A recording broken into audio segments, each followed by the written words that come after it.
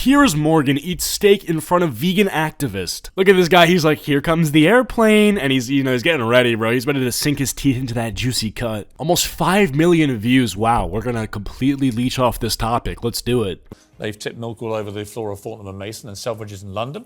They've hurled white paint at the gates of the Houses of Parliament. Now they've targeted a high-end steakhouse in London. And the waitresses did what many have wanted to do with these protesters for a while. All right, let me bless up these vegan activists with a pro tip real quick. No one is gonna see a clip of you throwing paint at buildings or sabotaging a steakhouse and then think to stop eating meat. As a matter of fact, what's going to start happening is the exact opposite of what you want. Now people are going to think that veganism is associated with violence and disruption. You know what really promotes veganism and suppresses a man's desire to eat a steak? Property damage and disorderly conduct. Let's take a look.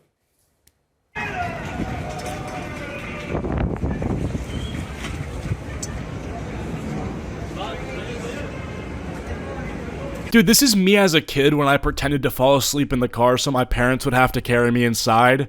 Ah, better times. The difference here is this is a fully conscious grown adult. Like, get a grip, dude. You're protesting for veganism, and this is how it's going down. Like, the vegans are not sending their best. You have to imagine, too, it must have escalated pretty far for it to have turned out like that, dude. Like, you were asked to leave. You were explicitly told, okay, it's time for you to get out of the restaurant, and you didn't listen, so look what happened to you. Thank you for the market. Good night. Good night. Thank you very much, ladies. Well, joining me now is Animal Rebellion spokesman Nathan McGovern. Oh, Nathan, how did we end up here, my man? Animal Rebellion spokesperson. Animal Rebellion. That sounds like a furry fanfiction, bro. Get a better name for your organization. And celebrity chef Aldo Zilli. Got it right this time. He picked me up on it. It's Aldo, not Aldo. Aldo's a very British pronunciation of an Italian name. Good to see you both. Nathan, let's start with you. I don't like vegans very much. I don't think any of you look very healthy. I'm not surprised by that. Yeah, I think you all look pretty pasty-faced and unhealthy to me. Whoa, what's going on there with your tongue, Nathan? I'm seeing a little Animal Rebellion on my screen right now. Seems like you got that dog in you. Nah, but seriously though, is he trying to rizz up Piers Morgan? You know, have some tea and crumpets after all this is over? But that's your choice. What I don't do is I don't go running into vegan restaurants and start screaming abuse at you all and have to be pulled out by people because you're ruining everyone's fun. Why do you do that to meat eaters? Well, Piers, you've started on an absolute blinder today. I actually brought a little game with me for Aldo, perhaps the audience to play. It's a Piers Morgan vegan bingo. Maybe we get a zoom on that from the camera. And you've actually just ticked off one straight away. I'll just go with that. We're looking at row or a column already. Bro, put the bingo away. You're not making your people look good. Piers Morgan asked you a very valid question, which is, why do the vegan activists that you represent go into restaurants where people are just trying to enjoy their food and they cause a huge disruption? Now, you could have answered that with a thorough, thoughtful response of some sort, but instead you whip out a bingo card to try to get, what, dunks on Piers Morgan? Because even if you can predict everything that Piers Morgan is gonna say to the point where you can make a funny bingo card out of it, and maybe all of your vegan friends are getting a hoot and a holler out of it, it actually achieves nothing in terms of furthering this discourse.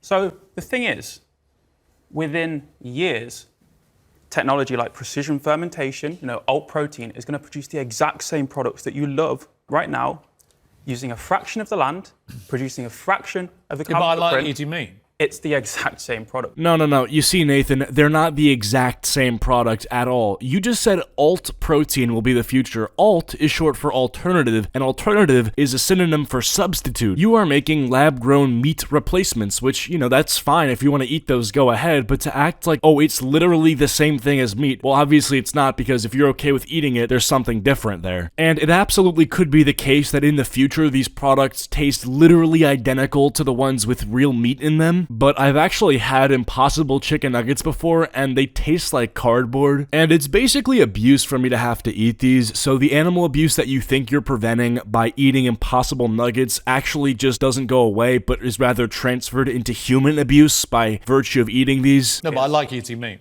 Fine. You'd be eating the exact same product. In fact, the more you guys do this kind of thing, animals. the more meat I want to eat. That's absolutely fine. No, it's Piers. true. That's fine. That's fine. Literally, it's a bit. Honestly, it's true. The more stuff you do like this, Sorry, I didn't catch that. It's true, is it? You've said that about 3 times. I didn't quite catch true? it. that you like eating meat? You Yes. know? Oh, thanks. I didn't get it the first 3 times. Nathan, I gotta be honest, for a vegan, you're showing a lot of animosity right now, so I guess maybe Piers Morgan repeats himself, but you're on TV representing the Animal Rebellion organization, and instead of making cogent points for this organization, what, you're attacking Piers Morgan for repeating himself? How committed a vegan are you? How committed a vegan am I? Do you drink almond milk? Oh, you've ticked off another one. Fantastic, Piers. You are on an absolute Does it have roll. answering questions? I don't know. I'll keep that one hidden from you. Take the fun Can out you of the just game. answer questions? Otherwise, it's not much of an interview. I mean, you have your little chart. What's with the tongue, dude? This is the 3rd time you've done this. All right, just stop. But do you drink almond milk? No. Do you eat almonds? No. Do you eat avocado? No. What do you eat? What do you drink? I love seasonal British fruit and veg. Right. You know, I love supporting British farmers. I love going to a farmer's market, seeing what they have to offer. You know, I love eating a plant-based But most diet. science now says that if you don't have a balanced diet, it's actually unhealthy for you. Yeah, exactly. That's why a plant-based diet, a balanced plant-based diet is healthy. Bro, you can't have an balanced diet. That's not how that works. Look, I'll keep it a buck, right? There's vegans that are in great shape. There are vegans that are probably in better shape than me. But besides meats having a delicious taste, I have to say there's a lot of nutrients and specific health benefits that you get from eating meats that I feel like you'd be hard-pressed to replicate naturally with vegetarian options or vegan options. And then there's other things like fashion, you know, like people really want to get mad if you wear a fur coat. Come on. And then I think the worst tier is the vegan schizos that even make sure their shampoo is vegan. You gotta have vegan toothpaste with vegan shampoo and vegan deodorant. Like, bro, at a certain point, it's a problem. Aldo, what do you feel? I mean, your restaurant is very close to where this happened, right? What do you feel about these activists running in, ruining people's meals? Listen, 25 years ago, I opened one of the first vegetarian restaurants in London, it's Soho. And if it was now, it's probably more successful. Then it didn't get very successful. But anyway, cut long story short, I don't have any problems. I've written a vegetarian book, not a vegan book. I don't have any problems with veganism and vegetarian people. That's literally everybody. If my friend came out to me as a vegan, I'd be like, okay, man, you know, as long as it doesn't affect me, you know, as long as I can still eat chicken and steak around you, I don't care. There's no, like, active anti-vegan group, you know what I mean? There is the very pro-vegan group, and then there's just people who eat meat, you know what I mean? There's no one thinking, like, oh my god, vegans need to be erased from society, I hate them. They look for ways to become victims, so they go into steakhouses, which they know will upset them, and then they respond with, you know, shouting and causing a disruption, and then they get asked to leave, and then they get taken out, and then they paint this victim narrative. Because I have restaurants, I'm a consultant for a number of restaurants, number of restaurant companies, and we have vegan and vegetarians on menus. So I don't understand when it gets out of hand that these people have to disrupt our business. Well, because they have no respect for meat eaters. But if we were doing the same thing to them, they'd all go nuts, right? Wouldn't you? You'd all go nuts. If I came running into your little vegan hellholes and began screaming abuse, you'd all throw your toys out the pram, as you do on a daily basis. I'm not throwing my toys out the pram right now, Piers. No? I'm loving this, to be honest. What are you loving?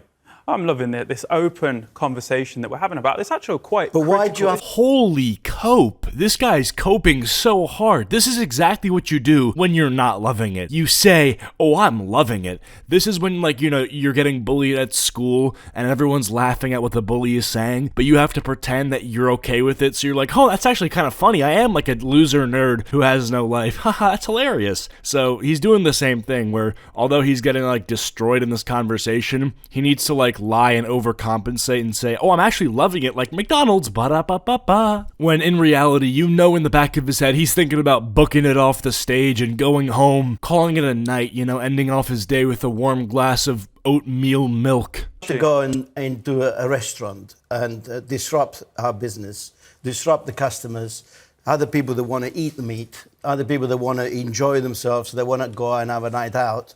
I don't have any problems with you guys coming to our restaurants and ordering a vegan dish.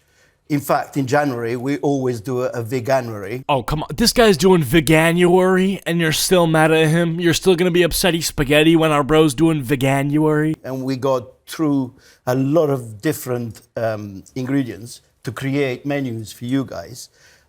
I don't understand why we have to suffer your mentality of coming to our restaurants and trying to disrupt the customers that are having a fantastic time and they want to eat a steak. What's the answer? Now, since there's no good answer to this question because there's no way to justify disrupting everybody's meals because you yourself have a personal problem with meat eaters, I really wonder what this guy's gonna say because really there's no way to justify this toddler kind of behavior. What's your defense here? Because you and your buddies, you just go and have tantrums in the middle of workplaces.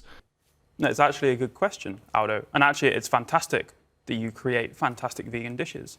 The fact of the matter is, when we look at high-end restaurants, Salt-Bae's restaurant, Manor up in Manchester that was also disrupted the weekend, these are symbols of a broken system. Oh, brother, we got ourselves a chatterbox here. Blood is yapping, saying, this is a symbol of a broken system. No, it's not. It's a restaurant. People eat food there. End of story. This guy's having like a Joker, we live in a society type moment, all because someone decided to have their steak medium rare. Why? Because he makes nice symbols food. Of a broken system where, there's 1,500 quid getting charged for a steak. Why is he making millions around the world? I was in one of his restaurants last week in Qatar. Loved it. Fantastic. But he served me. I've got a clip, I think, of him. Yeah, I was waiting for you to show it. I was wondering how long it would take. That was me doing his little salt trick. He taught me. You weren't very good at it. He then actually cooked it in front of me and he fed me, directly fed me the meat into my mouth. Pierce, buddy, come on. He did what with the meat in your mouth? Man, you could have found a better way to say that. I'm about to become a vegan after you just said that. And look, man, I hate sus humor. I think it's so dead. It's like beating a dead horse. None of it's ever funny. You could literally be breathing oxygen, and then there's this one guy who thinks he's the next impractical Joker who comes up to you. He's like, wow, you really let that O2 in your mouth like that? Kinda sus. It's like, no, it's called breathing. Oh, it was delicious. Loved it. Fine. Loved it. I would invite any vegans. But if you'd run in and tried to interrupt and just ruin everyone's night, I would have done what those waitresses did, just thrown you out. That's absolutely fine. So what's the point of it all? What does it achieve? None of you make me want to change my mind. I just think, what annoying little squits. Honestly, I do. It's the same when you're chucking paint at Van Gogh paintings. It's the same when you're tying yourself to fuel pumps or hanging yourself on bridges and stopping people using Dartford Tunnel. It's all the same. You're just all too annoying. So the British public don't like annoying people. And they don't like their lives being disrupted.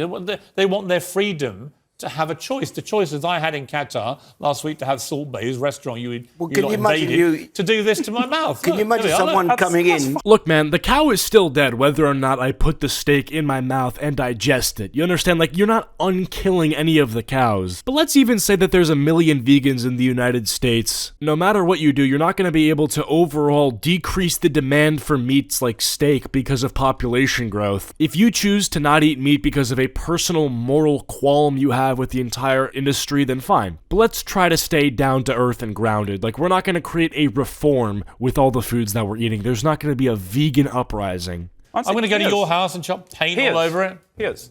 Oh no, he's bringing out the steak. You've got me another it's one. It's about to get serious. Fantastic. Lovely. But where's the salt? Where's it? Where's the salt? It was gruel. pre-salted. Have that to one side, but I will have a bit of steak just to... You didn't salt it though. You see, all you've achieved. Oh, he's got the fries and you've ketchup on the side. Yummers. Absolutely fine. Oh, fine. and he goes for it. A nice clean go bite. For it. Bro, you're crying inside. Don't lie to anyone. Do you know how many steaks he's had from my restaurant? Yeah, a lot. But here's my point. I love eating steak.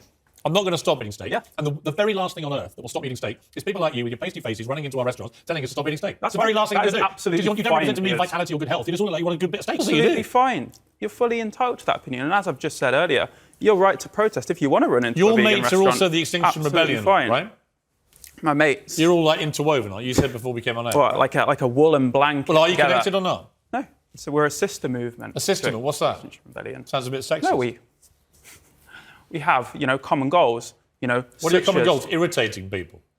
This guy genuinely has not made one single point during this entire interview. He has had so many chances to make a point for his cause, but instead he has done bingo and arguing about whether or not Piers Morgan is an annoying, orator. This video has 4.8 million views. You had the chance to reach 4.8 million people, which is more people than your organization has ever reached, and a platform that so many people with a worthwhile cause would die to have, and you just sold. You sold the bag the entire time. You threw. At a certain point, I'm starting to think that maybe Piers Morgan selected this guy personally because he knew that he'd be, making a fool out of himself the entire time. Such as tackling the climate and ecological emergencies, which, I'm sure all of us. What did you think of Meghan and Harry using a private plane? Oofed. There we go. Meghan Markle. That's another one. That's 4 for 9. I'm not going to give you that, mate. What did you think of them using a private plane to go to this award show?